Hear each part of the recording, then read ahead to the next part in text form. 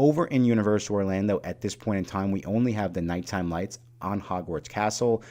I do believe that Universal will be bringing a nighttime show back to Universal Studios Florida, but even when they do, honestly, they could, blow me away with the show that they bring back. I always will lean towards Disney when it comes to fireworks. I just think there's something about their parks, and it might be the nostalgia aspect, but I just think Disney does nighttime shows and fireworks unlike anyone else. I think Disney does it on another level. The other cool thing about Disney too is that they do have the specially themed parades and fireworks during Mickey's Not So Scary and also Mickey's Very Merry Christmas Party.